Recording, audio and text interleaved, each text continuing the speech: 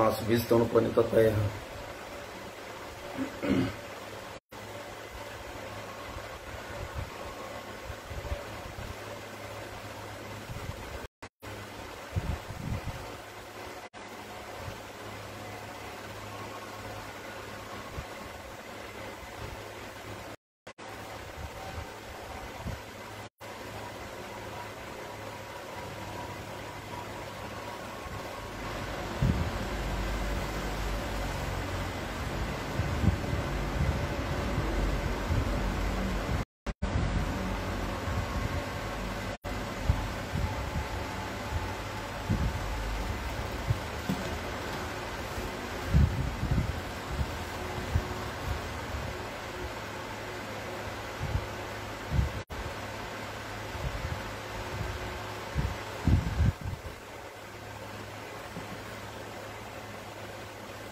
Avistamento em Clifton Camp Valley. Na ufologia mundial existem diversos casos, tendo crianças como testemunha. A investigação de casos desta natureza apresenta aspectos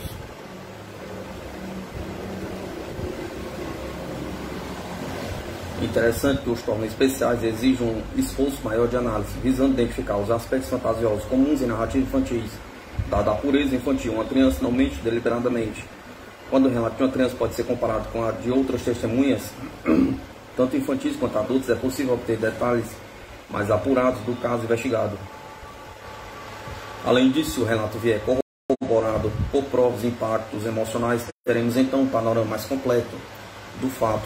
Em dezembro de 1977, nas vizinhanças de Clifton Camp Valley, no vilarejo situado a 8 km a norte do Talworth, em Staffordshire, Inglaterra, ocorreram dois fatos ufológicos dignos de nota. O primeiro avistamento ocorreu em 7 de dezembro, tendo como testemunha 4 pessoas: Pauline Broadhurst, mãe de uma das testemunhas, e a criança Alison,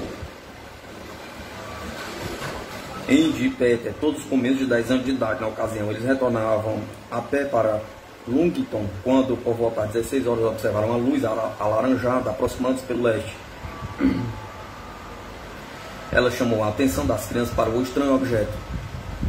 Todos continuaram a caminhar quando, olhando para o misterioso aparelho que parecia um pouco mais brilhante do que a lua cheia quando vista em condições ideais. O objeto mantinha baixa a velocidade mais constante. Repentinamente o objeto mudou sua trajetória e seguiu paralelamente à estrada, voando aproximadamente 20 centímetros em uma cerca que na época tinha quase 1 metro de altura. O aparelho seguiu sobrevoando a cerca ao longo de 100 metros até desaparecer repentinamente. Segundo a senhora Broadhurst, era como a luz fosse simplesmente desligada. Nenhum efeito eletromagnético ou fisiológico foi percebido pelas testemunhas e nenhum som foi ouvido. Naquele momento já escurecia e fazia muito frio, com temperaturas próximas a 0 graus. O segundo avistamento ocorreu em 12 de dezembro, por volta às 16h30, envolvendo 4 testemunhas, todas crianças. Sally Johnson, Linda Broadhurst, Gina Hard e Lynn Watkins estavam cuidando do pônei de propriedade de Sally no campo da família de Ward, ao sul de Clifton Camp Valley. Sally havia acabado de montar sobre o animal quando Lane observou um misterioso objeto metálico em forma de disco. Aproximando-se pelo norte, ao avistar o objeto, Sally assustou-se e caiu do pônei, que mostrou-se assustado.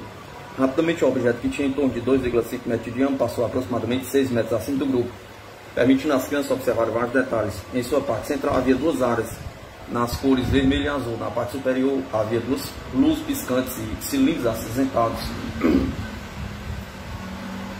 Na parte inferior havia uma protuberância curvada, feita do mesmo metal do resto do aparelho. Havia também 4 protuberâncias, como se fossem sapatas para pouso do aparelho. Durante a observação, as crianças ouviram um zumbido insistente, semelhante ao de uma colmeia. Além disso, o aparelho fazia um movimento de rotação em completo silêncio, no sentido anti-horário. Após passar sobre as crianças, o objeto seguiu na mesma direção de onde veio, descendo próximo a um bosque. Em seguida, disparou para o céu e desapareceu em grande velocidade. O avistamento deixou as crianças assustadas, que correu para a casa de Sally Line. A mãe de Sally, espantada com o relato da família, visivelmente nervosa, telefonou para a polícia de Talurt, que enviou um policial ao local. Sally passou mal após esse avistamento, mas pouca atenção foi dada a este fato.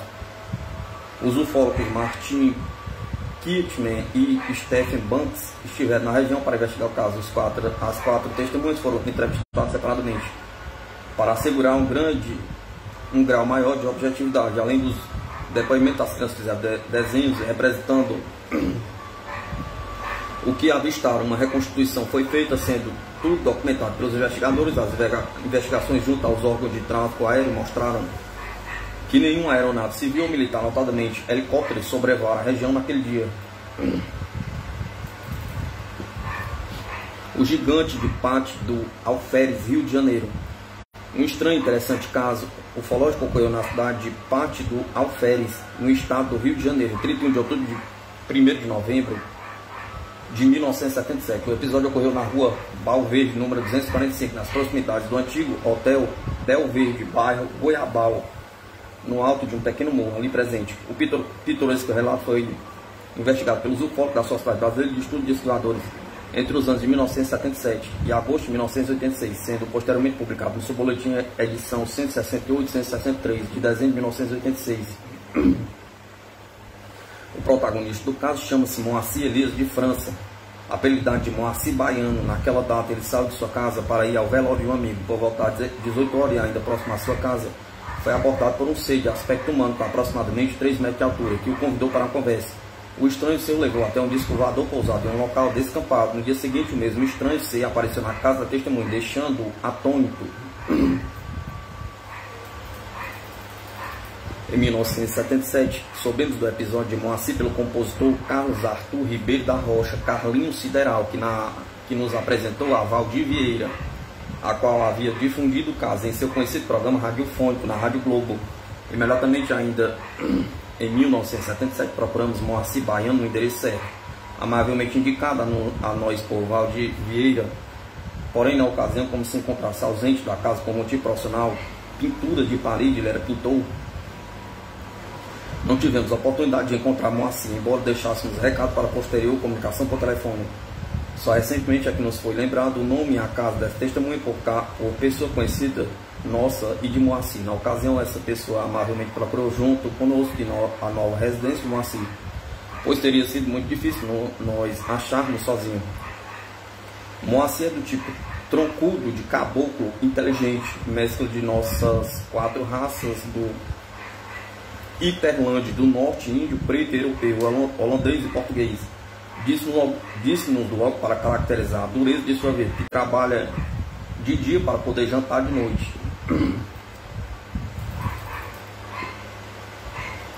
Juntamente com as 16 bocas para sustentar a esposa e seus 15 filhos. Aliás, na época do episódio, estes eram em número de 12. Realmente, antes de relatar o caso, devemos confessar que Moacir, por algum de seus predicados, sobressaiu ainda no resto das pessoas. Embora tivesse escolaridade profissional na Paraíba, em 1955 o curso ginasial no Rio de Janeiro comprovou mais tarde, porém, veia artística de paisagista, tendo recebido diversas distinções e prêmios em sua cidade, no Rio de Janeiro. Em 31 de outubro de 1977, na véspera dos dias dos finados, Moacir, então com 53 anos de idade, naquela tarde de lazer, encontrava-se de pijama assistindo o programa de televisão no casarão Del Verde, construído para ser hotel, para em seguida ser demolido por questão de herdeiros e compradores.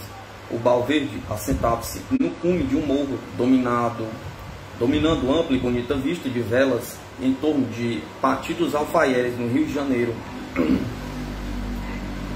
Cerca das 18 horas, Moacir chegou a filho de Moacir, Munique, então com aproximadamente 18 anos, com a notícia do falecimento do professor Cornélio Fernandes, também diretor da escola profissional cenecista ligado ao Senai. Havia ele falecido subitamente de infarto cardíaco fulminante. Amigo de Cornélio, Moacir pediu imediatamente à esposa que preparasse roupa para sair, vestiu-se e saiu. Ainda na saída de casa, pela direita, Moacir ouviu seu nome ser mencionado por uma pessoa que dizia preciso falar-lhe, cuja voz lhe parecia familiar. ao virar-se na direção da voz, sua vista foi ofuscada por forte luz. Ainda baixou os olhos e no chão de si viu 2 pés nas dimensões dos nossos, calçados, porém, com botas brancas de aspecto metálico e brilho de aço inoxidável. Estas calçavam pernas paludas ou pelos claros, vestido de bermuda branca, preso por um cinto marrom. O estranho do caso foi a altura da fivela do cinto que se emparelhava no rosto de Moacir, e que consistia em um disco metálico de aproximadamente 20 centímetros de diâmetro. Com 1,64 de altura, Moacir tinha de olhar para cima para ver o rosto da pessoa, jovial e arredondado, pertencente a alguém com cerca de 3 metros de altura, ou seja, quase o dobro da testemunha. Moacir refletiu assim que o disco metálico à frente de seu rosto, embora no momento ostentando só o brilho metálico, instantes antes deveria ter sido a causa do ofuscamento da sua vista. Evidentemente, o gigante à sua frente era um homem de corpo musculoso, tipo de halterofilista. Seu busto estava coberto parcialmente por camisa marrom, de corte semelhante ao dos nossos coletes. Outro sim, a cor da pele daquela pessoa era de cera, bem como o rosto, aparentemente uns 40 anos de idade, jovial no semblante. Era, aliás, parecidíssimo com um colega de Moacir, pintor Francis, que mais tarde mudou-se de partidos alferes para o Rio de Janeiro. Em retrospecto, Moacir achou que, correspondendo nas dimensões aos comuns, os pés do gigante eram desproporcionalmente pequenos para uma pessoa com 3 metros de altura. O estranho é que Moacir não se assustou quando o ufonauta, pondo-lhe a mão direita no seu ombro direito, com ele assim entrelaçado, indicou a descida do Morro Belverde. Assim tutelado pelo gigante, Moacir desceu cerca de 50 metros íngremes por trilha funda de uns 20 centímetros, escavada pela chuva por andanças. Embora essa trilha desse lugar para a descida só em fila indiana, enquanto Moacir caminhava aos trancos e barrancos, seu acompanhante colocado ainda em terreno pior ao seu lado, nem por isso deixou de continuar abraçado com ele. E em vez de saculeiros e dificuldades para uma pessoa normal, sua marcha era mais de alguém flutuando numa esteira rolante. A coisa seguinte estranha aconteceu no pé do morro, pois os dois penetraram numa neblina espessa e escura, andando por ela durante alguns minutos. Quando saíram daquela névoa, se constatou que não havia chegado à estrada e as casas se serpenteavam o pé do Morro Belverde. Vislumbrando apenas um descampado com pouca vegetação, a curta distância de uns 10 a 15 metros, aterrissado em tripé de 3 metros de altura, avistou o disco voador metálico de 15 metros de diâmetro, cor de alumínio fosco, constituído de 2 espécies de pratos fundos justapostos.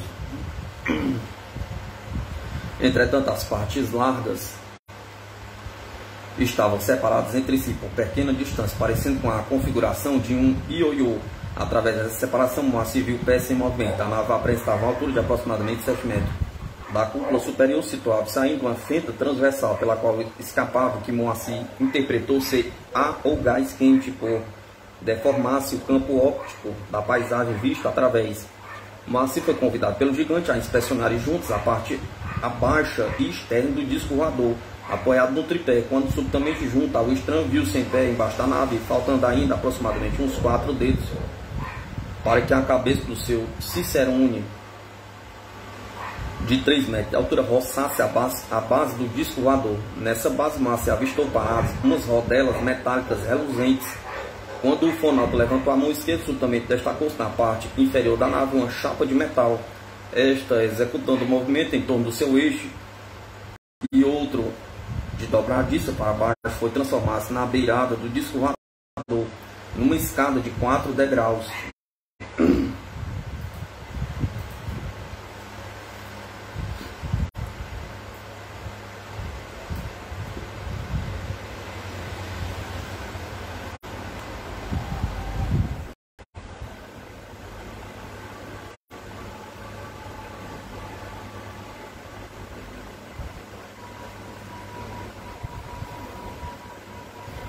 A distância entre esses degraus era de aproximadamente 60 centímetros, e assim demasiado para as proporções humanas. Enquanto Moacir teve dificuldade em galgá-las, através dele o gigante, com vamos lá dentro, com facilidade os venceu. E este, naquele momento, sentiu um verdadeiro 20 quilos.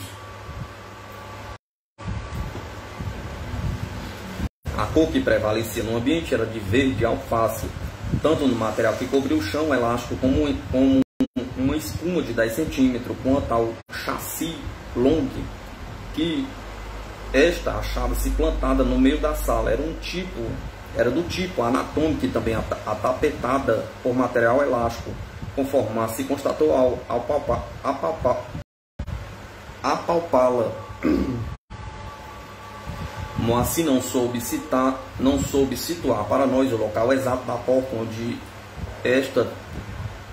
após esta ter fechado. Porém, em redor da sala circular havia umas 12 feitas janelas com dimensões de 3 metros de largura por 1,5 metros de altura cada um. Através destes filtrava alguma luz para a sala na penumbra.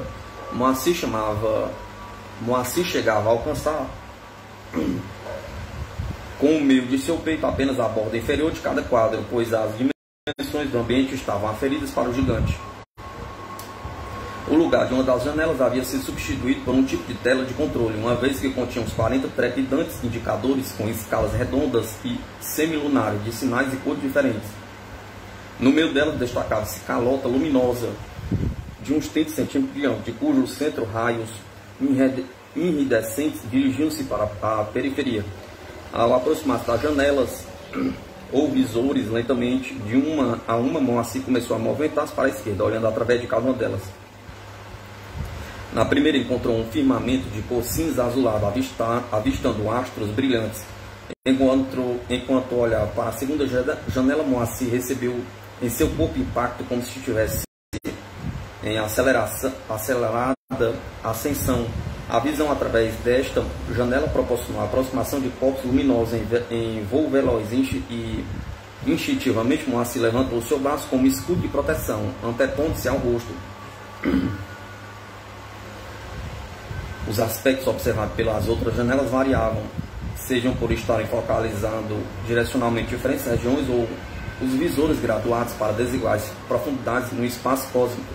Infelizmente, os desenhos a esse respeito feitos após o episódio por Moacir perderam-se, pois se extraviaram, foram destruídos por ocasião de 2 mudanças na residência da família e da testemunha. Entretanto, Moacir lembra-se ainda de alguns aspectos avistados, como de esferas feitos Saturno, circundadas, porém, por anéis bem mais largos, nas cores do arco-íris. Em outra fase, apercebeu-se do campo visual de corpos maiores e redondos, apenas de cor amarelada fosca, e de outros menores, de fulgor intenso em comum. Após ele ter olhado todos os visores do painel, seu cicerone convidou: vamos a uma sala secreta. Desceram então os 2 ou 3 degraus, passaram por um vão e tiveram acesso a um quarto de temperatura bastante fria. Nesse ponto havia prateleiras, estantes e nichos ao longo das paredes, onde se achavam expostos inúmeros recipientes de formas diversas, mas todos contendo um líquido de aspecto verde claro. No meio do quarto, com dimensões de aproximadamente em altura e comprimento correspondiam às dimensões do gigante, achava-se armado uma mesa parecendo de laboratório de biologia ou de exames e operações ginecológicas, pelo aspecto dos apetrechos ligados a ela. A essa altura dos acontecimentos, as perguntas feitas por Moacir e as respostas dadas pelo gigante processavam-se agora na esfera da mente, apenas sem palavra falada, de maneira telepática. A indagação de Moacir sobre o meio de propulsão da nave, a resposta foi de que o disco voador era teleguiado por alguma base daqueles seres, não se sabendo se do próprio corpo celeste de origem daquela raça. A pergunta de Moacir sobre a razão de ter sido ele distinguido para este contato e demonstração de apreço, a resposta foi que a testemunha era dotada de inteligência diferente da de seus compatriotas.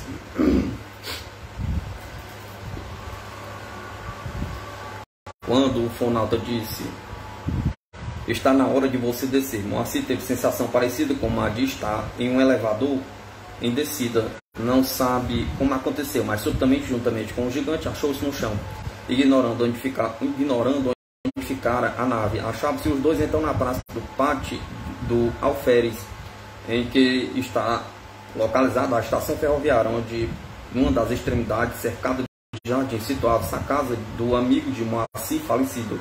Para lá os dois se dirigirem à frente e em frente à residência de Cornélio Fernandes, o estranho se despediu com um aperto de mão. Foi quando Moacir reparou então na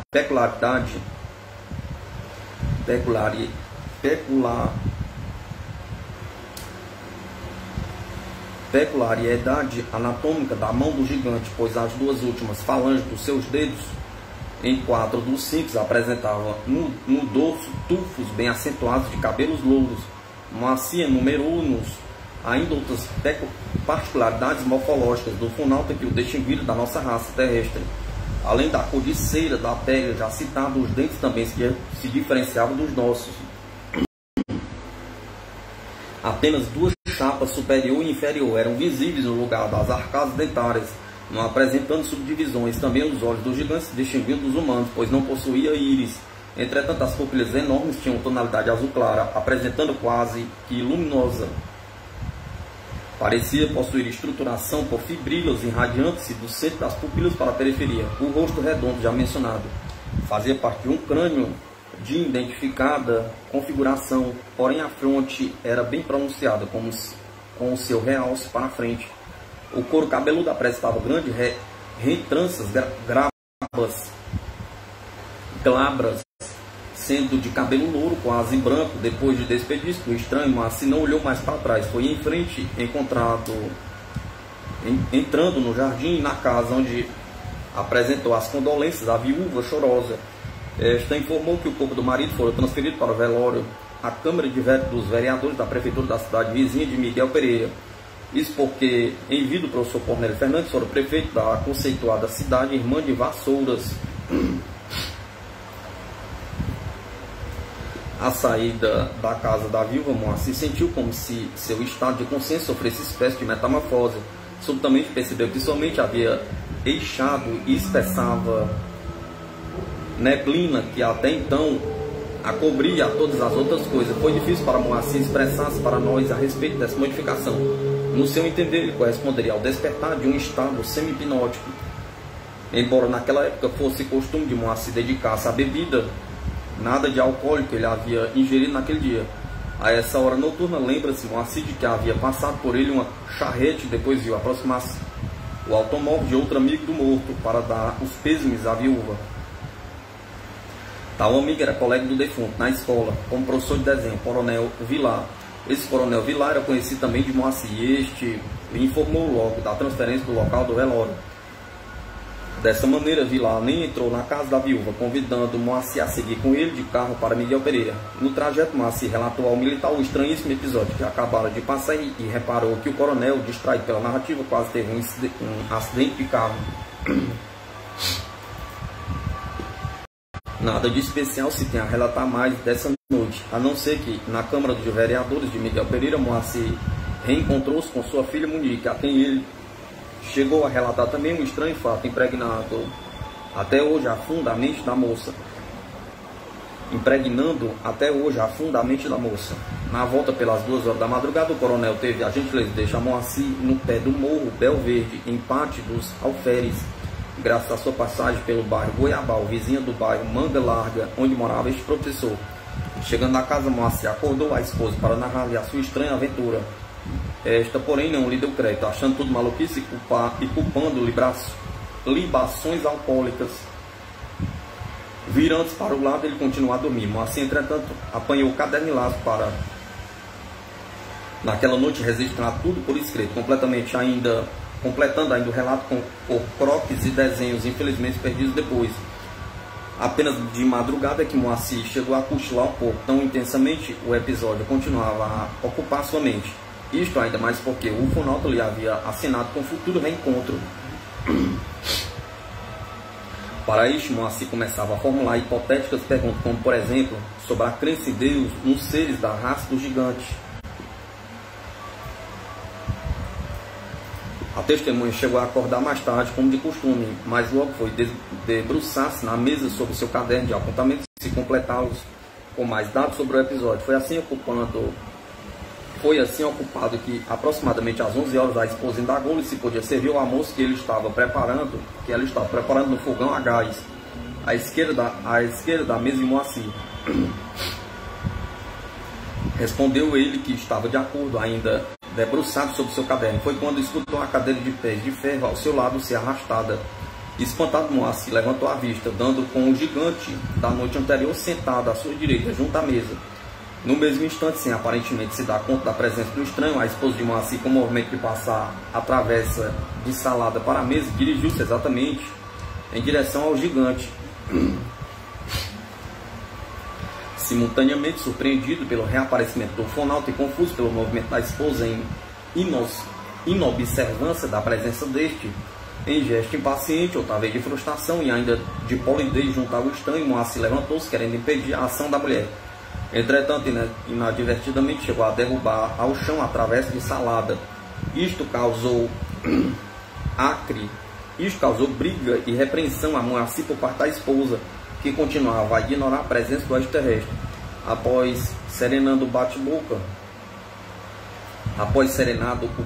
entre o casal, espantado, Moacir deu por falta do gigante, talvez desacostumado com aquele tipo de cena tão súbita e silenciosamente como surgira. Este havia decidido desaparecer de novo. Como fato curioso, mas sem explicação, Moacir mencionou-nos algo que ocorreu com ele no bairro Manga Larga, na estrada que leva para a cidade de Petrópolis.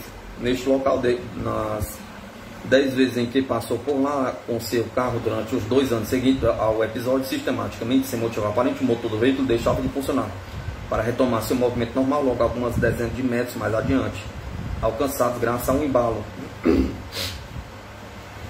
Mas nada mais aconteceu nos anos posteriores até hoje. Este lugar corresponderia ao trecho da estrada onde este se aproxima de um riacho, formando ali algumas cachoeiras.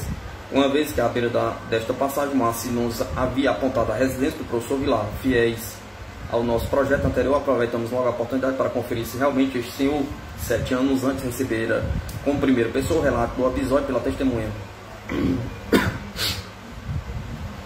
Sem nenhum sinal de titubear, Moacir aqueceu de boa vontade nosso pedido. O coronel recebeu Moacir e a nós com carinho e prazer. E na verdade logo confirmou que naquela noite Moacir lhe havia confidenciado sua estranha vivência, mas deixou claro também que isso não implicava que ele, Vilar, desse crédito ao relato. Em seguida foi espetáculo psicologicamente gratificante para nós seguirmos o diálogo entre os dois, colorido de tons de autenticidade, pois desenvolvia-se de improviso. Desde a data do mencionado velório, os dois não haviam mais se encontrado, e argumentava o coronel Moacir talvez na ocasião tivesse sido vítima de alucinação, já que era conhecido por abusar de bebidas alcoólicas. Humildemente a isto, Moacir respondeu que realmente na época do episódio era ainda dado ao vício do álcool e embriaguez, mas que naquele dia específico nada de bebida alcoólica havia ingerido por pequena dose que fosse. Acrescentou que, aliás, desde o dia do episódio em diante, graças às recomendações do orfanauta, seu Cicerone, nesse memorável encontro, havia deixado de usar álcool, fumo e carne, embora alguns de seus parentes ainda comessem carne. De maneira modesta e espontânea, aqui podemos atestar as palavras de Moacir. Em um domingo, 18 de maio de 1986, quando em vão procuramos por ele sua residência, pretendidos manter as cadeiras de ferro de sua casa e uma aferição pelo nosso magnetrômetro, houve um desencontro por o mesmo achar-se em reunião na Associação dos Alcoólicos Anônimos. E realmente, em nossa volta para o Rio de Janeiro, ao lado da igreja do governador Portela, encontramos Moacir nessa reunião a festejar seus anos de abstinência do álcool e de ajuda aos outros superar também esse vício. Medição do magnetismo.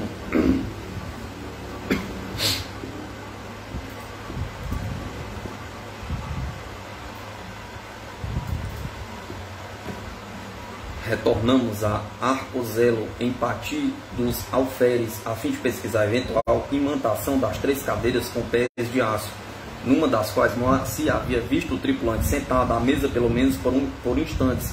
Enquanto as outras acusavam nenhuma imantação ao valor desprezível, uma das cadeiras apresentou nitidamente 2 graus nas tubulações de aço.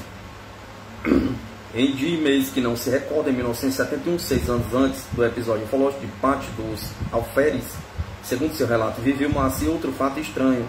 Este, porém, pela falta de conhecimentos nossos a respeito, não vamos nos aventurar a classificar.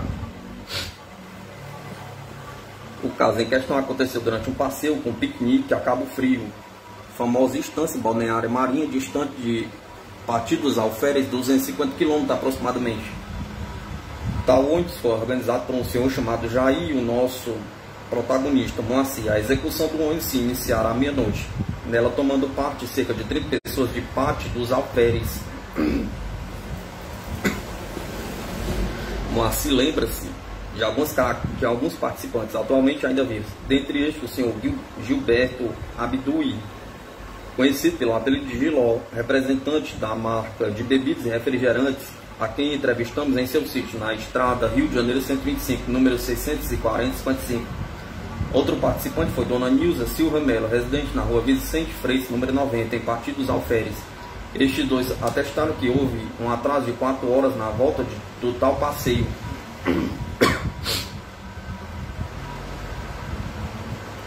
Pois Moacir e um dos seus organizadores havia desaparecido cerca das 12 horas, reaparecendo somente às 18 horas. Moacir informou-nos que não chegou a almoçar no meio-dia, juntamente com os outros, na praia, e que, repentinamente, ele havia deixado a paisagem peculiar de Cabo Frio, à beira-mar, com um dia de sol sem nuvens, cheio de arvoredos e plantas nas margens. Na paisagem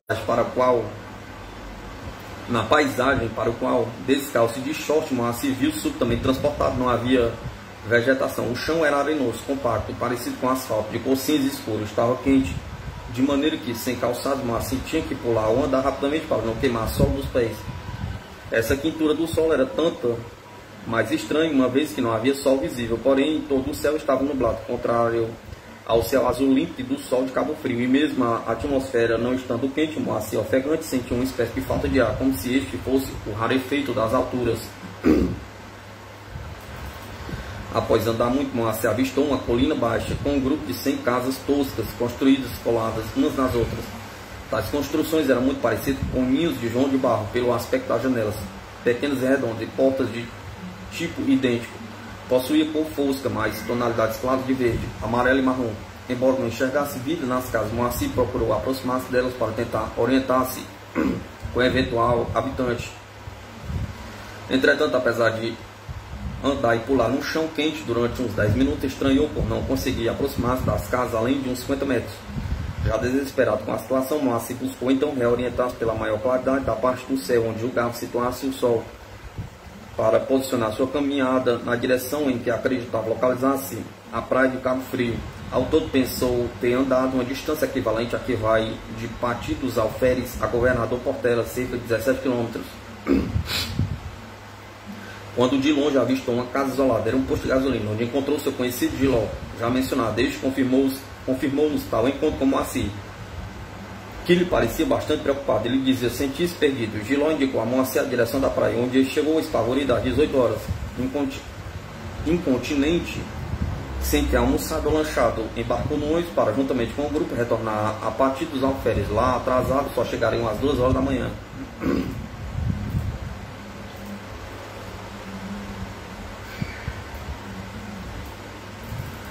Moacir não soube explicar onde estivera, mas relatou aquilo que viu e presenciou. Uma vez que sua falta foi sentida às 14 horas, momento planejado para o retorno, o famoso grande Celeuma. Os participantes do grupo foram tentar localizar Moacir, primeiro em restaurantes e hotéis, depois nos hospitais de Cabo Frio, necrotério na delegacia de polícia. Foi quando finalmente, ao crepúsculo, todo espantado, ele apareceu. Após a experiência que viveu em Pátio dos Alferes, Moacir tomou interesse pela ufologia. Assim, ele participou também de rumorosa caravana popular que se dirigia para a cidade de Casimiro de Abreu, no estado do Rio de Janeiro.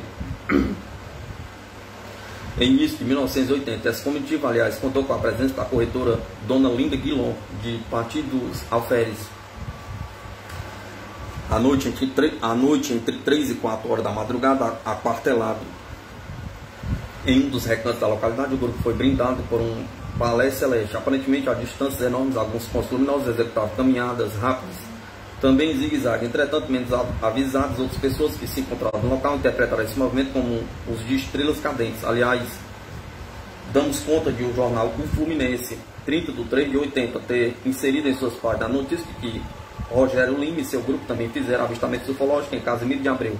Além disso, na ocasião, a Sociedade Brasileira de Exploradores recebeu uma foto que teria sido tirada a respeito em Casimiro de Abreu por grupo ufológico com sede em Santos, São Paulo.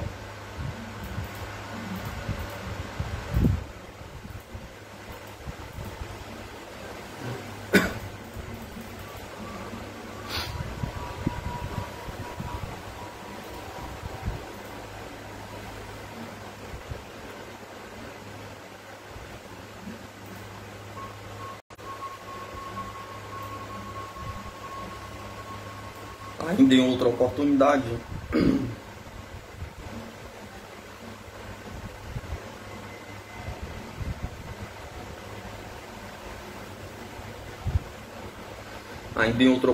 em outubro de 1982, Moacir vem em seu carro à noite, volta de Vassouras para Pátio dos Alferes, com mais 5 pessoas, sua filha Monique, 2 homens e 2 moças, Noêmia, Rosa e Leila. O carro já havia ultrapassado a localidade de Sacra Família, onde não tinha atingido o Morro Azul. A uns 50 metros antes da saída da direita para educandário profissional Rodolfo Fuchs. Em cima do morro, uns 100 metros e uns tantos metros do automóvel Moacir e seu grupo avistaram um disco voador. Este era achatado com o lado voltado para baixo, apresentando numerosos focos de cores diversas, prevalecendo entretanto o azul. A nave ficou lá, parada e silenciosa, enquanto era observada pelas pessoas, em número de 5, afora Moacir. Finalmente o OVNI lançou um feixe de luz em direção ao morro, clareando tudo por lá, como se fosse de dia, num diâmetro de uns 50 metros. Em seguida afastou-se, tendo o espetáculo durado cerca de 5 minutos. Monique, na época da investigação, com 27 anos de idade, confirmou este avistamento. A região apontada por Moacir Baiano tem realmente atraído um disco voador. Isto nos foi posteriormente atestado pelo casal Neguinho e Dona Diva,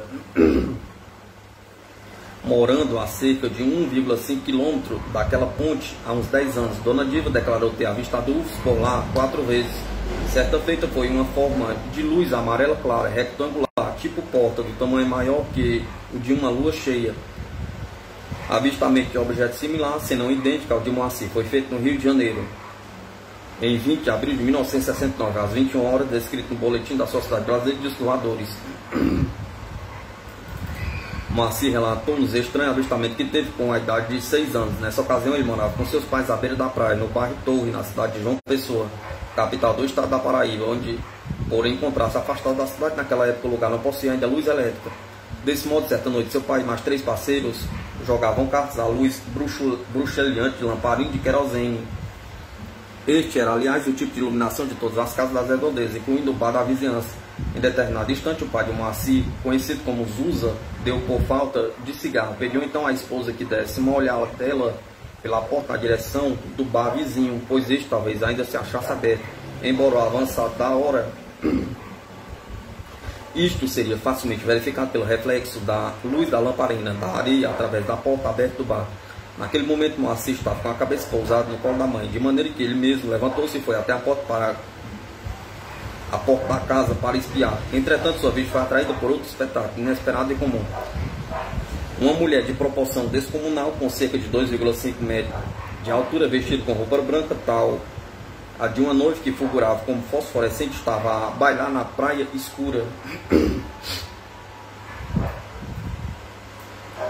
A chamada de Moacir na porta, sua mãe veio e confirmou a visão, dirigindo por sua vez ao marido: Zusa, venha ver. Mas quando Zusa e os 3 parceiros chegaram à porta, não enxergaram nada daquilo. Moacir ainda recebeu uns cascudos do pai, que o demonstrou para deixar de ser mentiroso.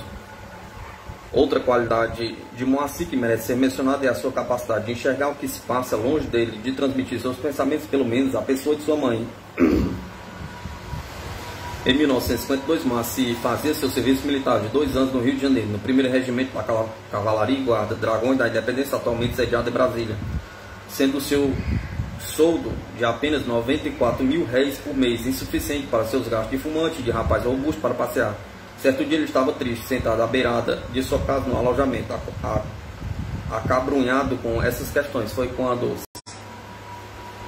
subitamente, ele viu surgir diante de si a figura de sua mãe, que lhe dizia: Moacir, você parece aperreado por falta de dinheiro, mas eu ganhei no jogo, no milhar 13,46, de modo que eu vou remeter-lhe algo.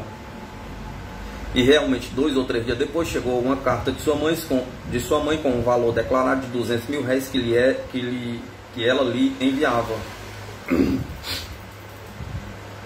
Outro caso de percepção à distância, relatado por Moacir, refere-se à morte de seu amigo Zezinho Toste por infarto cardíaco fulminante em 1983. Na ocasião, Moacir encontrava-se em casa assistindo televisão às altas horas da noite, pois repentinamente diante dele e vestido o seu terno amarelo, surgiu o seu amigo Zezinho Toste, dizendo-lhe: Moacir, não vou mais seguir a igreja messiânica.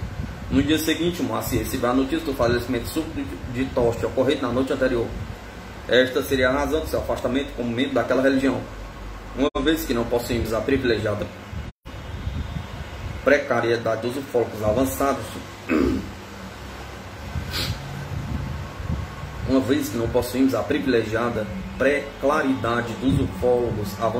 e nós surgem mais perguntas do que explicações com relação aos fenômenos observados por Moacir. Entretanto, com respeito ao ufonauta gigante, o que mais nos deixa intrigados é a capacidade de adivinhar o que se passava na mente do terrestre contatado, de maneira a deixá-lo exatamente perto do local que ele pretendia visitar, a casa da viúva.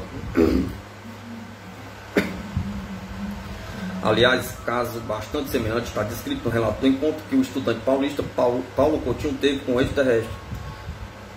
Paulo estava amargurado pelo seu isolamento dentro do disco voador, à mercê de seus respectivos tripulantes. Ao aflorar em sua mente a saudade dos pais queridos, viu surgir inesperadamente diante dele, numa tela, cena tomada no interior da casa paterna. Nesta cena, o estudante avistou sua mãe chorosa e o pai preocupado pelo repetido desaparecimento do filho.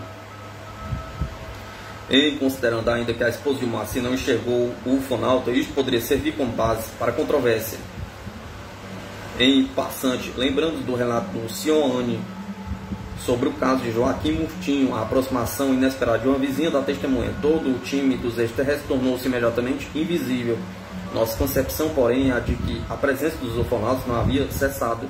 Apenas eles se tornaram invisíveis graças a aparelhos e truques de tecnologia ótica. Com isso em mente, extrapolamos para a possibilidade de, por sua acuidade parapsicológica já comprovada em criança e depois como adulto, Moacir ter conseguido perceber também com essa mesma acuidade parapsicológica a presença do ufonauta, embora este permanecesse encoberto para outros por recurso de ordem tecnológica. Na casuística ufológica, tanto brasileira quanto mundial, existe milhares de casos de avistamento de tripulantes que pode ter aspecto semelhante ao humano ou ainda com características diferentes do nosso padrão. Em geral, estes casos envolvem seres com tamanho semelhante ao humano ou de baixa estatura. Relatos de seres de tamanho maior de 2 metros de altura existem, porém são mais raros e se associados a elementos folclóricos ou mitológicos. Tal pode ser o caso dos semideuses do panteão grego e egípcio, que tinham levado estatura e poderes sobre-humanos. Alguns ufo-arqueologistas sugerem que os gigantes descritos em livros sagrados sejam alienígenas ou descendentes destes. Mesmo casos ufológicos atuais, com grau de estranheza elevado, poderiam ser interpretados de forma divina ou demoníaca por certos grupos religiosos, sem conhecimento sobre a casuística ufológica. Tal é o caso do chamado monstro de Flatwoods.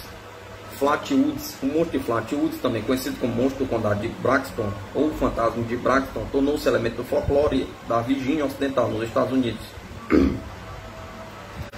Na noite de 12 de setembro de 1952, 5 jovens encontrados nos arredores da cidade de Flatwoods, no condado de Braxton. O grupo observou um objeto luminoso passar sobre eles, aparentemente caindo sobre uma área próxima.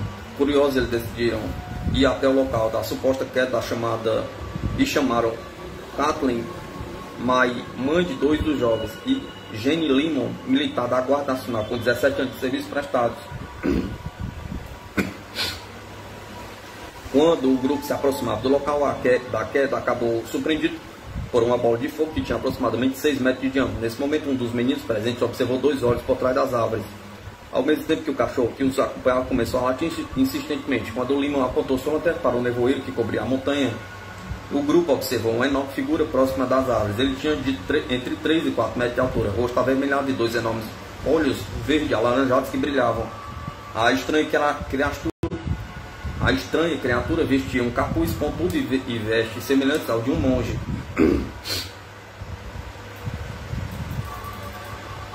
A misteriosa criatura aparentemente flutuava e logo deslizou em direção ao grupo, emitindo um som semelhante a um assobio. O grupo imediatamente entrou em pânico e todos desceram a colina correndo. Os garotos estavam em estado de estoque e Kathleen em aparente estado de histeria. Todos vomitaram por várias horas devido a um cheiro horrível presente no local.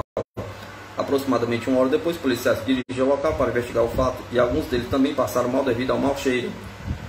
Depois do evento, o Sr. William e Dona Smith, investigadores associados a grupo de investigação civil de disco, obtiveram um número de relatos e testemunhas que afirmaram ter experiências similares ou fenômenos relacionados.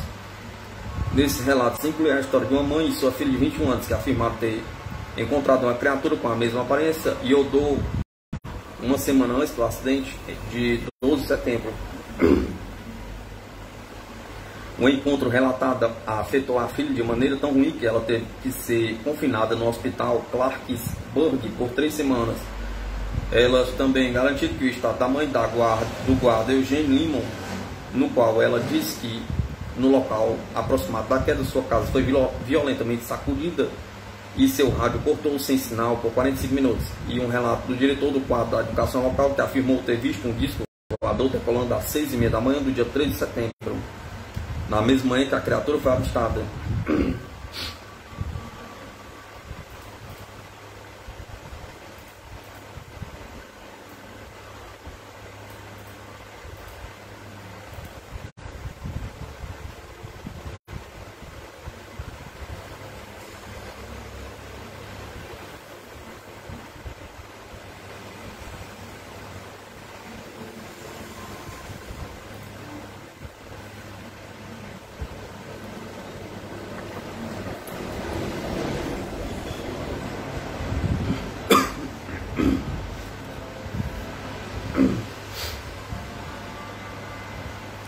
Caso de Voronezh. Outro caso interessante com grau de estranheza ocorreu na cidade de Voronezh, na Rússia, em 27 de setembro de 1989. Ao final da tarde, vários estudantes e alguns adultos observaram um grande objeto esférico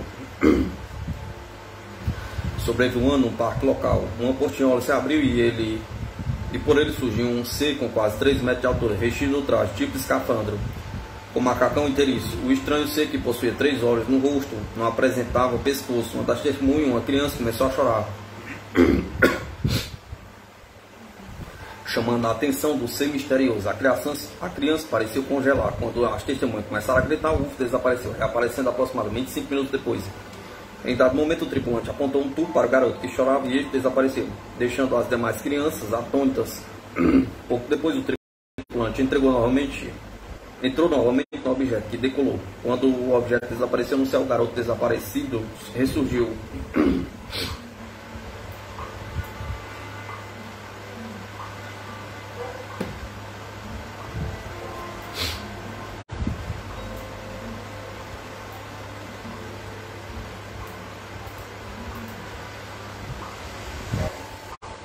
Na cidade de Pinhão, Paraná, no município de Pinhão, ocorreu outro caso interessante, embora não tenha sido observado qualquer objeto voador na ocasião. Um grupo de amigos caçava em uma mata na região do distrito rural de Todos os Santos. Era dia e o grupo parou para descansar e comer alguma coisa em uma área de mata nativa, permeado de pequenos arbustos e árvores. O grupo estava embaixo de uma árvore quando observou um homem desconhecido aproximar-se do local onde estava. O desconhecido surgiu em meio à vegetação, passando a poucos dezenas de metros do grupo. Em dado momento, o misterioso homem passou embaixo de uma árvore, curvando-se para desviar dos galhos, o que deixou as testemunhas espantadas, pois os galhos estavam a pouco mais de 2 metros de altura do chão. O misterioso ser, que deveria ter aproximadamente 3 metros de altura, afastou-se, entrando novamente em uma vegetação, desaparecendo. Esses casos citados há pouco são casos que chegaram ao conhecimento dos ufólogos e foram investigados e registrados. Quantos outros não chegaram ao conhecimento dos pesquisadores? Perguntam.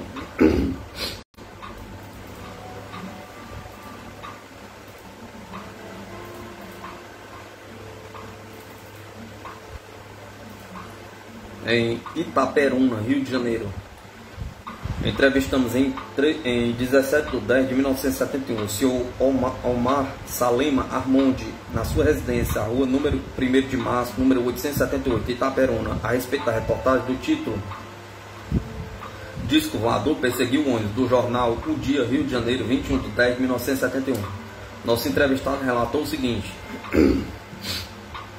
tinha tomado o ônibus Campo Itaperuna, no local Italva, às 1h15 do dia 10 de outubro, uma semana antes da nossa entrevista. Os 39 passageiros estavam dormindo à altura da fazenda Santa Iquitéria, 8 km depois de Italva.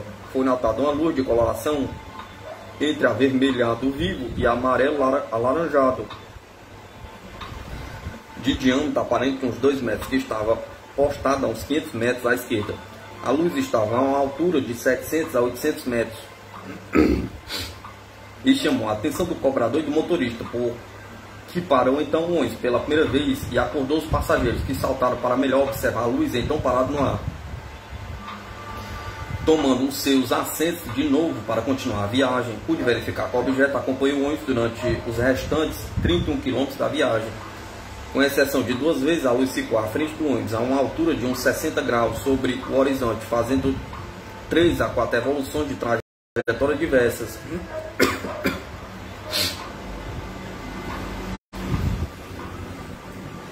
Por sugestão de um passageiro, o motorista fez sinal com o pisca-pisca do farol, e então o disco voador desapareceu em desabalada carreira para somente reaparecer uns minutos depois. Esta manobra de sinalização luminosa foi repetida umas 5 vezes durante o trajeto, sempre com o mesmo resultado. O motorista parou mais 3 vezes o veículo, para gáudio dos passageiros, o que atrasou a viagem de 30 para 40 minutos de duração, chegando às 2 horas da madrugada à estação rodoviária de Itaperuna. Nessa hora, as poucas pessoas ainda presentes na estação, como por exemplo um garçom do bar, senhor Jair Rezende, puderam ver ainda a bola luminosa no trajeto para sua residência. À altura da casa comercial Franklin, o senhor Omar pôde ainda ver o objeto e chamou a atenção do senhor Arnoldo Lanes, que vinha do SAMU, onde tinha apanhado remédios para sua esposa, e que, quando avistou o objeto, deixou pelo susto cair a bicicleta que vinha segurando.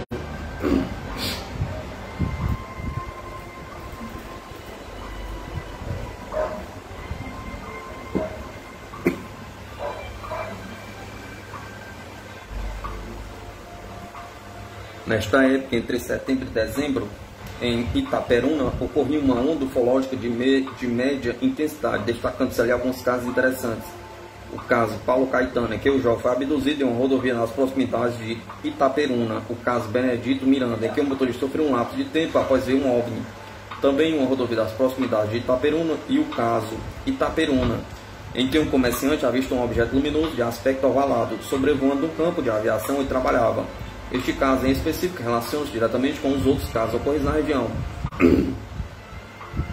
E vários detalhes conhecidos perfeitamente mesmo entre pessoas que não se conhecem, aumentando ainda mais a credibilidade desse caso. Novamente em Itaperuna.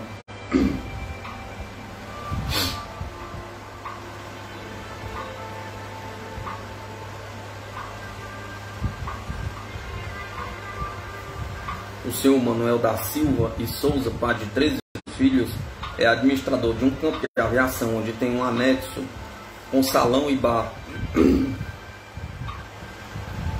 além da casa onde reside. A localização do campo permite grande visibilidade, oferecendo uma vista panorâmica de toda a cidade. No dia 20 de dezembro de 1971, à noite, estava o senhor Manuel limpando e lubrificando sua espingarda, quando notou uma luz forte que se aproximava. Pensando ser um avião prestes a aterrissar, fechou o portão e saiu pela porta dos fundos, caminhando uns 15 metros. Então percebeu a distância de uns 100 metros, já pousado no chão, na direção sudeste, uma estranha nave, arredondada ou ovalada, transparente, inteiramente iluminada por uma luz azulada e forte. Curioso, atravessou a estrada, aproximou-se mais um pouco, até alcançar uma cerca. Estava então a 50 metros do aparelho, que tinha uma altura de 2,50 metros e que era mais alto que largo, apresentando um bico pouco acentuado na frente. Ao seu lado estava um homenzinho de uns 90 centímetros.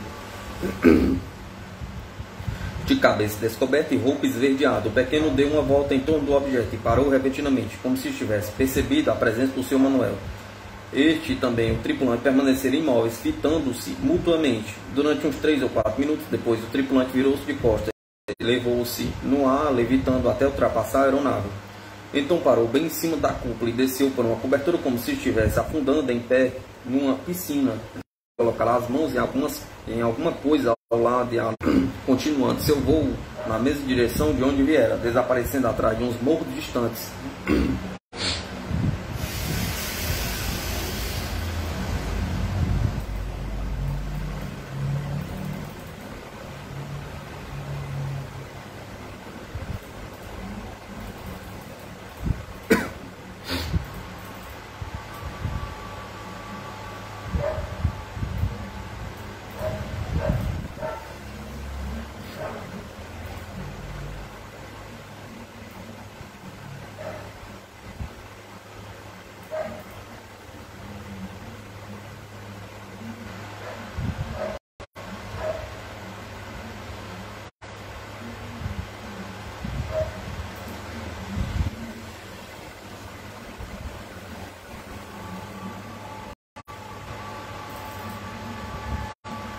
Caso Benedito Miranda. O caso Benedito Miranda envolve a abdução de um motorista de caminhão da cidade de Itaperuna, Rio de Janeiro. Sua abdução ocorreu numa época de intensa atividade ufológica na região, ocorrendo na mesma região a época de outro caso envolvendo o jovem Paulo Caetano. Na delegacia de polícia de Itaperuna, Rio de Janeiro, foi registrado um depoimento estranho e impressionante pelas características de que se reveste. Consta nesse documento, tomado a ter pelo investigador de polícia Nelson Almeida Amorim, que na noite de 25 de fevereiro de 1971, às 2 horas da manhã, compareceu o senhor Benedito Miranda, vulgo da Badita, brasileiro, casado, residente em Cataguases, a Rua da Liberdade 248, comunicando que, ao regressar de Itaperuna para Cataguases, na altura da ponte de Carangola, na BR-040, deparou com um objeto estranho de forma redonda no meio da estrada, impedindo de passar com seu veículo. Ao aproximar-se ao referido objeto, viu sair do seu interior 2 homens de estatura pequena, medindo aproximadamente uns 30 centímetros de altura. A seguir, as referidas criaturas tiraram do cinto um instrumento comprido com a aparência de uma lanterna, a qual saiu um foco de luz de cor azul, ora avermelhada. Lançaram o foco em sua direção e quando a luz atingiu o informante, este ficou suspenso no ar, como se fosse um passarinho. Quanto mais aumentava o referido foco, mais ele subia no ar, chegando mesmo a atingir 50 metros de altura. Sentiu-se totalmente paralisado, não podendo nem gritar por socorro. Ao se passarem uns 5 minutos, surgiu a claridade dos faróis de um carro na lombada, na direção das localidades de Retivo e Muriaé.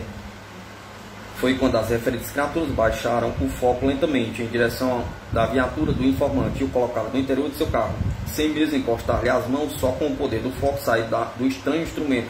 Em seguida entraram no aparelho de forma redonda, que então voou a velocidade incalculável em direção ao céu, disse o informante, que levou uns 30 minutos para voltar ao seu estado normal, em virtude do grande susto que levou. Assinado Benedito Miranda. O que torna este depoimento estranho é que o senhor Benedito não se recorda em absoluto de haver feito esta declaração, mas reconhece a assinatura como sua autêntica. Na entrevista que concedeu à Sociedade Brasileira de Discos Voadores em 2 de outubro de 1971, apenas dias após a ocorrência, disse o entrevistado que se recordava somente do seguinte: no dia 24 do referido mês, entre as 23h40, horas e meia-noite, para o seu carro na ponte sobre o rio Carangola, a 4 km de Itaperuna, para verificar um defeito na direção do alto, que parecia balançar. Abriu a porta, saiu e logo depois perdeu a consciência, só voltando ao estado do consciente às 6h30 do dia 25, quando voltou a se estava dentro do veículo, com as roupas sujas de terra escura, olhos congestionados, ardentes e o corpo todo dolorido, principalmente o braço esquerdo, cujas mãos estavam entorpecidas e formigando. Chegando em casa, constatou que esse braço apresentava apenas manchas de coloração roxa avermelhada na região do cotovelo. Não sabia o que ocorrera nesse longo lapso mental de mais de 6 horas. Em 16 de outubro de 1974, Benedito foi submetido à hipnose regressiva pelo Dr. Silvio Lago. Durante a hipnose, Benedito Miranda lembrou-se dos detalhes de sua experiência. Ele lembra-se do momento em que o aparelho apareceu, seguido de uma falha do motor do carro, e na sequência a aparição dos tripulantes do objeto. Em 15 de outubro de 1974, Benedito foi submetido pelo Dr. Silvio Lago a uma sessão de hipnose de 3 horas de duração. Após um bom raporte, o paciente respondeu favoravelmente os testes de viabilidade hipnótica e sugestibilidade, atingindo o grau médio de profundidade. Na noite seguinte, a 16 de outubro de 1974, Benedito entrou em hipnose sonambúlica, induzido pelo Dr. Lago, sendo o paciente levado à fase regressiva. O objeto em mira era focalizar, uma vez mais, os acontecimentos ufológicos registrados na mente de Benedito Miranda, em referência à noite de 24 e 25 de setembro de 1971, encoberto pela amnésia lacunar, colocando Benedito Miranda em sono hipnótico. O Dr. Lago fez lembrar as atividades da testemunha junto ao seu caminhão e ao seu carro particular desde o 1º dia de setembro de 1971. Isso para testar Benedito Miranda no que tange ao arquivamento de memória referente à sua atividade anos atrás. Entretanto, por motivo de economia de espaço, aqui só foram registradas as 168 perguntas do Dr. Lago em relação ao dia 23 de setembro de 1971. Em diante, transcrevemos a seguir o relato que Benedito Miranda fez em 16 de outubro de 1974, em estado de hipnose regressiva induzido pelo Dr. Silvio Lago. A sessão foi assistida pelo Dr. Walter Buller, que também formulou perguntas ao paciente. O Dr. Lago fez a gravação, da qual se extraíram as perguntas e respostas a seguir transcritas.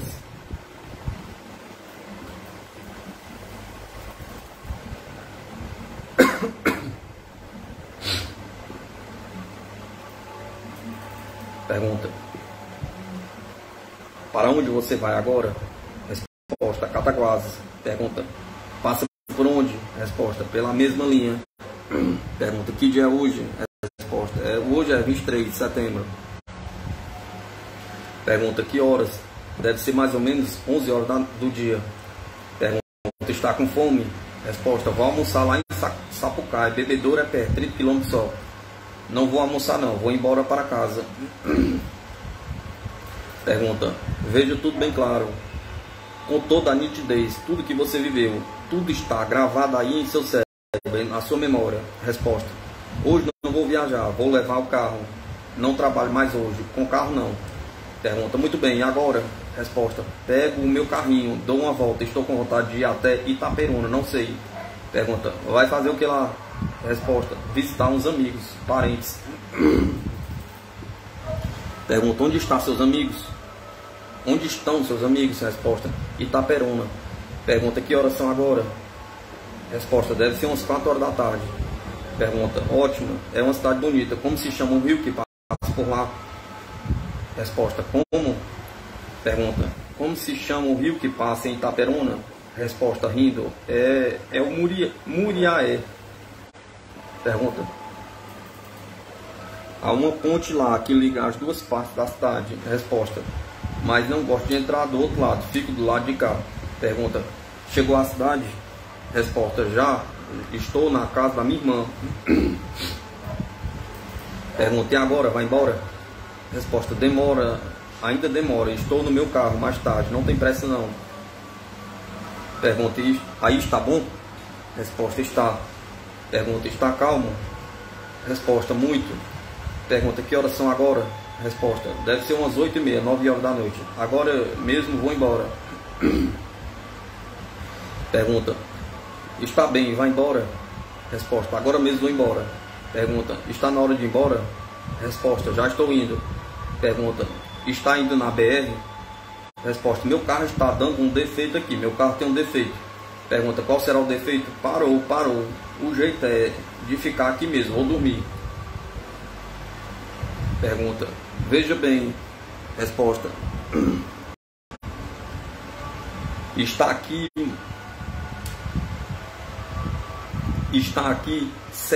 uma má serração, não sei o que é isso, deixe dormir, deixe. Pergunta: então a serração muita? Pergunta. Resposta: pouquinha. Pergunta: que mais além da serração? Resposta: ah, não sei, umas luzezinhas atrapalhando, não estou vendo nada. Estão atrapalhando, não estou vendo nada. Estão me perturbando, umas luzezinhas na minha cara, estão me perturbando, não sei o que é isso. Pergunta: hein? Não sei o que é isto, o que é isto, o que será? Pergunta: hein? Falando rápido e veemente: vou-me embora, sabe? Vou-me embora. Eu... embora. Pergunta: partindo daquela luzinha? Resposta: eu não vi mais nada. Pergunta: veja bem, as luzinhas estão vindo de onde? Preste atenção. Resposta: que gente, nunca, eu estou ficando doido. Deixa a gente descansar um bocadinho. Pergunta: como sujou a roupa? Resposta: não sei. Pergunta: veja bem, faça esforço, em que lugar você está? Resposta: estou no caminho de Itaperuna, venho de Itaperuna, eles me querem. Eu tenho de pegar o meu carro ao meu dia. Resposta: a luz está em cima de você? Resposta. Pergunta: a luz está em cima de você? Resposta: está lá embaixo. Pergunta: de onde ela vem? Resposta: está vindo de lá, debaixo do rio, me seguindo. É demais. Pergunta: mas ela sai de onde, Benedito? Resposta: lá de onde ela vem. Rapaz, você não está vendo não? Pergunta: mas ela sai de algum lugar? Resposta: não sei. Pergunta: veja bem, na beira do rio? Resposta: olhe lá, parecem três focos vermelhos. Um é muito vermelho, né? Estão me cegando, eu não estou enxergando direito. Pergunta: a quantos metros? Resposta: ah, como posso calcular? Vem caminhando. Pergunta: na sua direção você está andando com o seu carro? Resposta: não, agora não, porque já estou parado. Está parado aí. Pergunta: o motor falhou ou você parou? Ininteligível. Resposta. Pergunta: não quer pagar? Não quer pegar? Resposta: não. Pergunta: e a luz? Está perto do rio. Pergunta: ela está sozinha? Resposta: não, está com uma pessoa. Que nada, parece ser um bicho. O que é aquilo? Pergunta: presta atenção, Benedito. Você presta toda a atenção a isto? Olhe, abra os olhos bem, rapaz. Resposta: não tenho condições, parece um farol forte. Pergunta: vem alguém carregando? Resposta: com entonação de grande surpresa: uau, tem, como é? Não vejo, uns bichinhos parecem. Pergunta: parece o quê? Resposta: vai lá, parece até que parece um negócio de pato. Como é que é? Pato carrega luz. Pato não carrega luz. Um trem que eu não conheço, que eu nunca vi andando. Nunca vi andando. Nunca vi. Pergunta: tem braço? Resposta: ah, o braço dele está embutido num troço, não sei o que é. Parece que uma capa cobrindo aquelas coisinhas pequenas. Pergunta: parece uma criança? Resposta: diante de uma criança. Pergunta: veja o rosto, se é de gente. Resposta: não vejo, não dá para ver. Pergunta: o que é? Está coberto? Resposta: está, parece uma capa, o corpo todo coberto. Pergunta: veja o braço. Resposta: também os braços, não vejo. Vêm embutidos numa capa, uma espécie de um sobretudo. Não é possível, não é possível. Pergunta: um só? Resposta: três. Pergunta: que parecem crianças? Resposta: umas criancinhas, sim. Pergunta: como é isso? Resposta: tem pé, estão andando. Se é sobre o solo, não sei, mas vem andando normal. Pergunta: em direção a você? Resposta: Pergunta: e você o que faz? Resposta irritada: o que eu faço? Estou imobilizado. Pergunta: imobilizado? Não pode se mover? Resposta: não. Pergunta: e o que eles fazem? Resposta: ah. Pergunta: veja bem, presta atenção.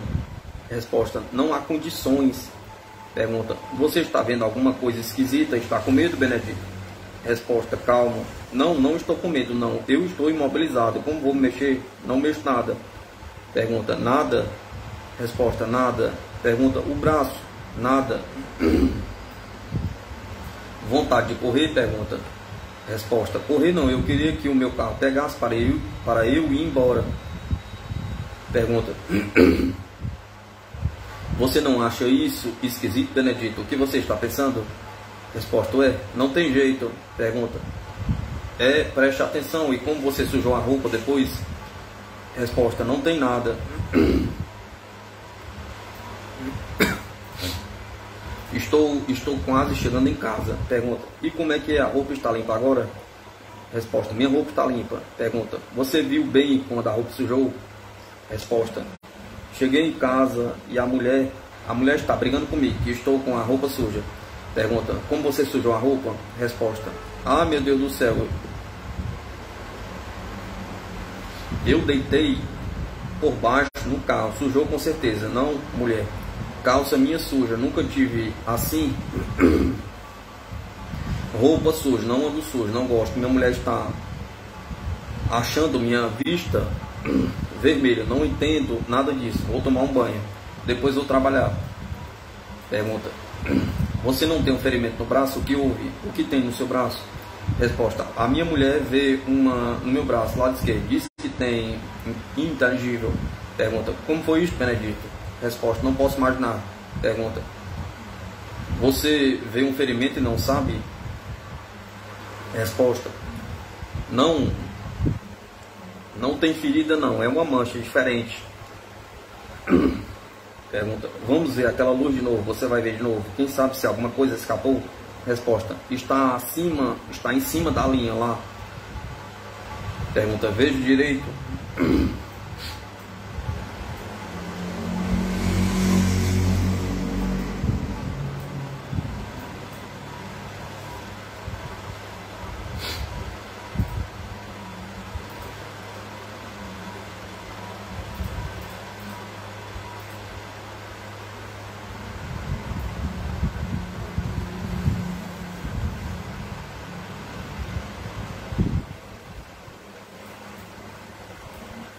Pergunta: vejo direito. Resposta: estou parado antes da ponte. Estou vendo que estou em cima do viaduto da estrada de ferro. Estou parado em cima do viaduto antes da ponte. Pergunta: por que parou? Resposta: porque o carro não quer pegar. Tem 3 luzinhas que estão incomodando. Aproximando lá. Olha lá, parece garoto. Garoto não é, parece um pato. Olha lá, parece um pato. Não tem 2 pés, mas tem 2 pés e então não pode ser. Aí vem se aproximando lá. Como é a mão dele? Não se vê a mão dele. Por quê? Pergunta: tem jeito de gente, rapaz? Resposta: evidente. Que tamanho? Uns 30 a 40 centímetros. Olha lá, suponho pode ser até maior. A que distância está? Resposta: está distância de uns 20 metros da minha pessoa. Pergunta: e não está escuro? Resposta: não se vê. Vê aquele vulto com a capa. Parou, estão parados. Pergunta: por que estão parados? Resposta: não sei. Pergunta: o que eles estão querendo? Resposta: não sei. E você? Pergunta: bem, eu estou quieto, estou vendo. Quer pegar aí? Não, embora. Inteligível. Pergunta: continua parado? Resposta: que interesse eles têm? Pergunta: estão olhando para você? Pergunta. Resposta: estão firmes. Quem é que aguenta aquele foco dentro do meu carro? Parece que com todo normal. Ah, que claridade, hein? Sinto o corpo todo arrepiado. Pergunta: você está com medo? Resposta: não, medo não. Acho estranho um negócio deste. Pergunta: o que será? Resposta: não sei. Pergunta: veja bem o que eles fazem. Resposta: vão afastando de costas. Agora parece até no alto, num buracão alto. Pergunta: você vê os homens? Resposta: vi, agora não vejo mais. Vejo a luz sumindo mais ainda. Pergunta: e você vai embora? Resposta: vou embora, pego o carro, vou embora. Está amanhecendo, vou embora. Pergunta: você vai até lá? Resposta: vou para Cataguases, para casa, trabalhar. Pergunta: mas antes de chegar em casa, onde você foi? Veja bem. Resposta: uma pausa sem resposta. Nesse momento, o Dr. Silvio Lago suspende as 2 pálpebras pálpebras superiores da testemunha, demonstrando haver uma completa reversão dos olhos para cima, confirmando o estado de profunda hipnose. O pulso funciona a 72 batidas por minuto. Há um evidente estado de hipotônia muscular e letargia. A respiração é profunda e ritmada em 16 vezes por minuto. A fisionomia é serena e tranquila. A testemunha está calma. Uma vez mais, Benedito é levado a repetir a sua passagem pelos momentos mais cruciantes. Pergunta.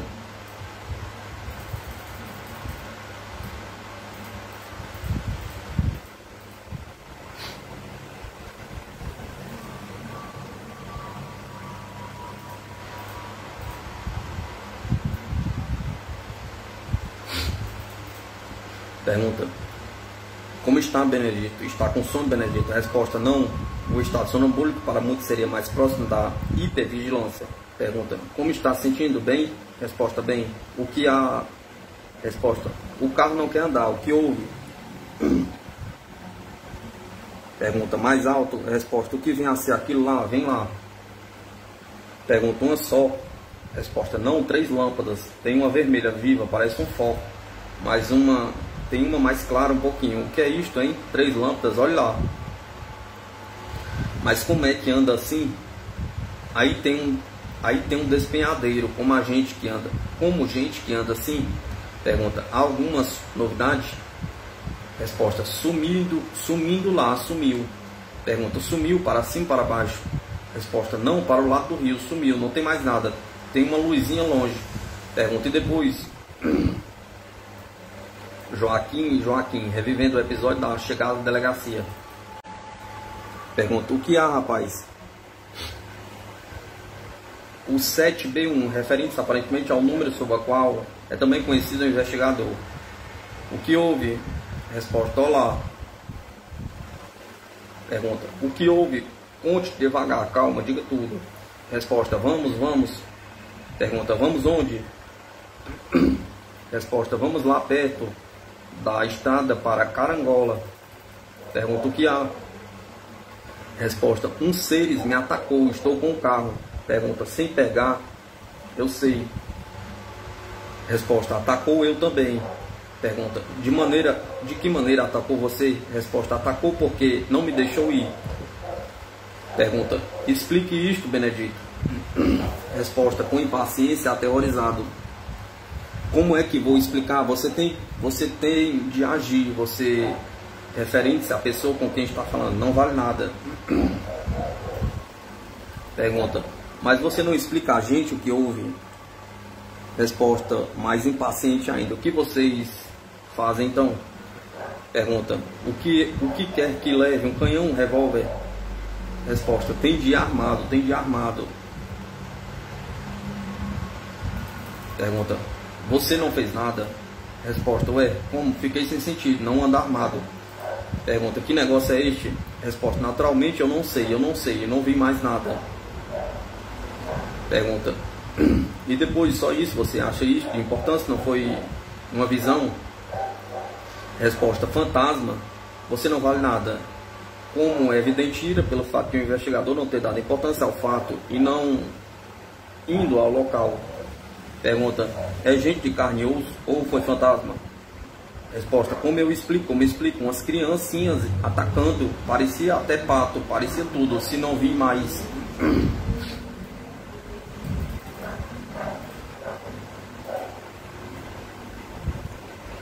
Pergunta. Você quer dizer que você tem medo de criancinhas? Resposta. Não é. Não tenho medo de criancinhas. Pode ser um caso qualquer. Pergunta. Veja só a roupa como está. Resposta. Não ando sujo. Minha roupa está limpa. Pergunta.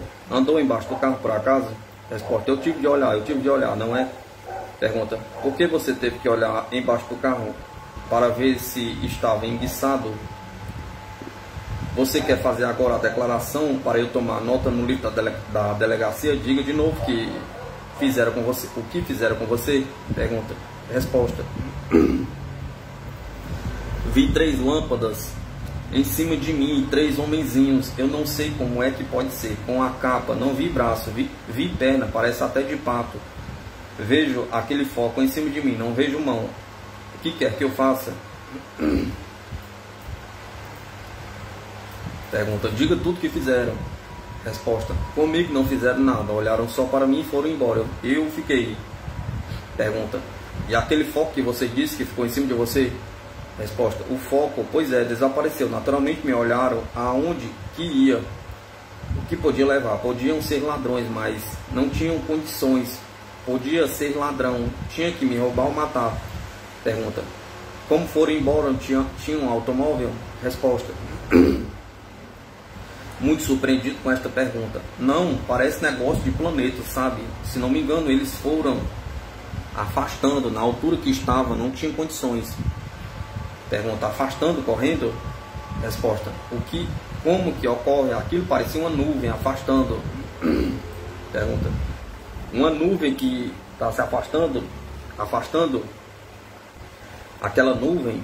Resposta: aquela lâmpada saiu por igual, fugiu, mas o lugar que não podia haver nada, um despenhadeiro embaixo da linha da estrada de ferro, é do lado do rio. Como poderia andar assim no ar?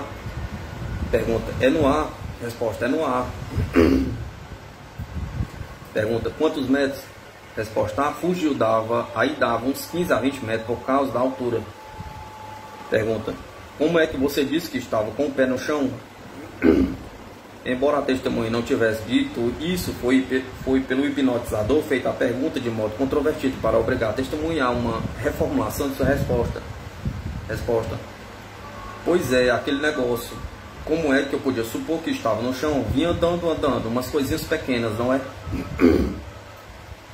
Pergunta: voaram? Resposta: é, aquelas asas que completavam a coisa a voar. Não é? Aquilo deve ser um aparelho, uma capa, parece que transformava, que fugiu lentamente. Não sei se é o destino, se é uma força maior, mas... Pergunta: e entrava naquela nuvem? Nuvem luminosa, como é que é? Resposta: luminosa. Pergunta: como entravam? Resposta: parecia uma estrela, uma lua, o tempo não estava enluarado. Pergunta: como não contou da primeira vez isso? Resposta: mas eu não percebi na saída, afastou e virou só. Pergunta: como é que é? Resposta: era um tipo arredondado, desapareceu, até não ver mais. Pergunta: você relatou que as luzes sumiram, que você não viu mais nada? Resposta: é, eles sumiram numa só, as três fugiram como uma só redonda, desapareceu, não vi mais.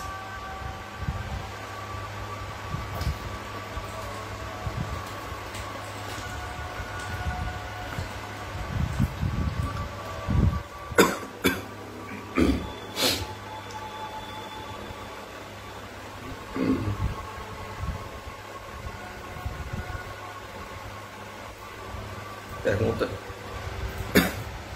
não subiram nem nada? Resposta: desapareceu. Pergunta: qual a impressão que era? Resposta: é tipo de uma lua. Pergunta: de uma lua? Para cima ou para baixo? Resposta: para cima. Pergunta: e os homenzinhos? Resposta: não vi mais. E a nuvem? Pergunta. Resposta: desapareceu. Agora que você fez o seu relato, vai para casa? Resposta: se Deus quiser. Pergunta: não viu nada na mão deles?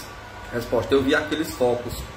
Pergunta: cada um? Resposta: cada um tinha um foco diferente em cor, como já disse. Um vermelho, aquele que hipnotizava, e o outro mais claro, dois mais claros. Eu não posso supor, porque eu não lembro o que eles querem comigo. Pergunta: estava sentado no carro? Resposta: estava sentado no meu carro. Vou dormir.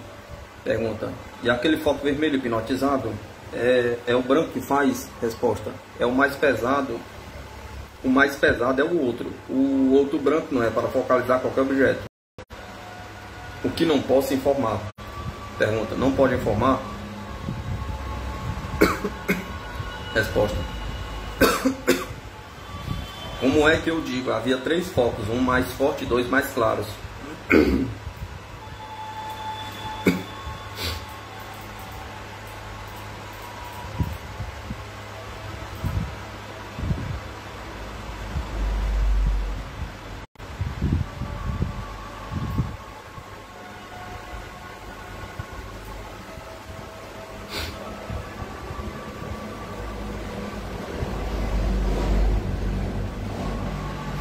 que fazem com os focos? Pergunta. Resposta: hipnotiza a pessoa de um jeito que fica desequilibrada. Pergunta: você ficou? Resposta: fiquei todo desequilibrado, todo paralisado.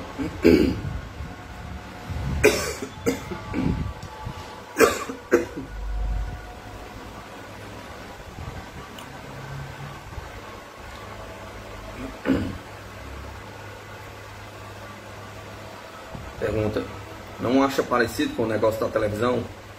Tem coisa parecida, você viu? Resposta: sinceramente, nunca vi aquilo direito, não. Pergunta: no filme? Resposta intempestiva: não. Depois seguiram. Ficou uma roda grande, um quarto, um tipo de uma luz bem maior que a luz, desapareceu aí, não vi mais. Pergunta: qual foi a distância menor entre você e eles? Resposta: estava numa base de uns 8 mais ou menos, 8 metros mais ou menos. Pergunta: devia ter visto o rosto deles? Resposta: não vi. Pergunta: e o pé? Resposta: o pé estava com uma bota escura, não dava para visualizar. Pergunta: viu outra coisa neles? Resposta: nada mais. Pergunta: descreva tudo que viu. Resposta: não vi nada mais, só aquilo. Pergunta: e o chapéu?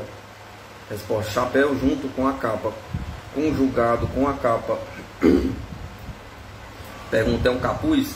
Resposta: é um capuz? Era uma peça só. Pergunta: é uma roupa de escafandro? Resposta: é uma roupa esquisita, não posso dizer bem. Pergunta: você vê bem no escuro? Resposta: não dá pra gente saber, o negócio parece uma capa, sei lá, um troço esquisito. Pergunta: muito bem, e eles falaram entre si? Escuta falar? Resposta: se eles falaram, eu não notei nada, já vi que era muito séria para mim. Pergunta: e que brincadeira boba de eles pararem o seu carro. Dá para de não perguntarem nada? Resposta: meu carro não parou, meu carro enguiçou, não funcionou mais. A resposta demonstra que a testemunha segue seu próprio raciocínio, não se deixando influenciar pela pergunta. Pergunta: que mágica, não? E então, quando foram embora, o seu carro funcionou outra vez? Resposta: é, não apareceu defeito no carro. Não, fui embora, a gente chega em casa. Pergunta: por que se meteu embaixo do carro? Para ver o defeito? Resposta: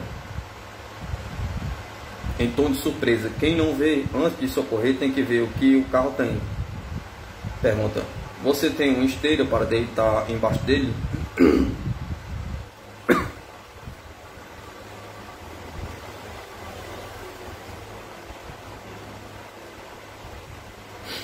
Não tenho nada. Resposta: não tenho nada, mas estava meio úmido, estava um sereninho, não é nada. Não, a mulher que achou que a roupa...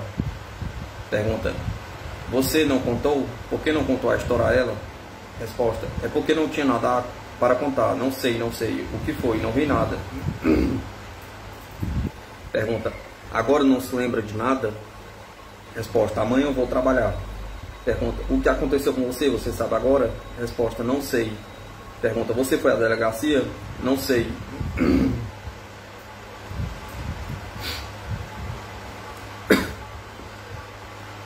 Está certo, então descansa agora. Benedito permaneceu em repouso durante alguns minutos, depois dos quais foi sugerida a volta ao tempo presente. Muito bem, vou acordar agora enquanto eu conto até 10, 7, 8, 9, 10. Esperei devagarinho, muito bem. Descansou, Benedito? Resposta: é um calor danado, por quê?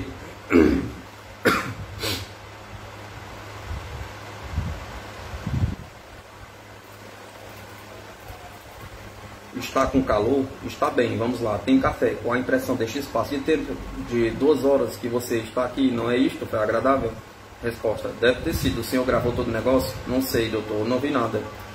Pergunta: procure se lembrar. Faça um esforço. Resposta: não lembro de nada, doutor. Você se lembra do começo até onde você se lembra do que fez? Resposta: o senhor fez, mandou relaxar os músculos, depois eu dormi. Pergunta: você, quando estava chegando, lembrou-se de que deitou embaixo do carro para examinar uma coisa? Resposta: doutor, eu não me lembro de nada não. Eu sei que meu carro não quis pegar e eu deitei. No outro dia eu voltei, estava amanhecendo o dia. O carro pegou normalmente. Eu cheguei em casa às 9 horas. A mulher mesmo me disse: você está sujo, você está sujo.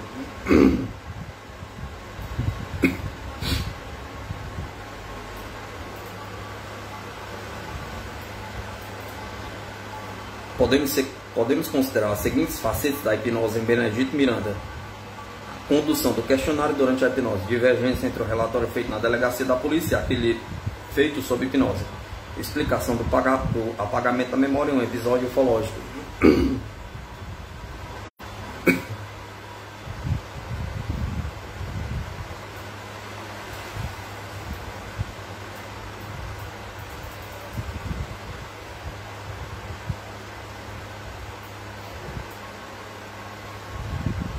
À primeira vista, é difícil distinguir distúrbio nervoso causado pela interferência energética ufológica. A posteriori, esse distúrbio só pode sobrepor ao traumatismo físico e então constitui um componente de ordem psicológica. Isto foi ventilado no caso da cegueira do guarda noturno Almiro, na represa hidrelétrica do Funil, que foi curada pelas sessões de hipnose aplicadas pelo Dr. Orlandino Fonseca. Também com semelhança a esse fato, poderia ter havido, no caso de Benedito, um fato psíquico adicional às influências energéticas ufológicas. O episódio ufológico, na noite da vivência, teria sido acessível à sua memória em termos de longa duração, posteriormente, seja por fator psíquico ou físico, que desconhecemos ainda. Essa memorização se teria transformado para o tipo de curta duração e assim talvez teria delimitado ao subconsciente, ficando então só ao alcance da hipnose regressiva.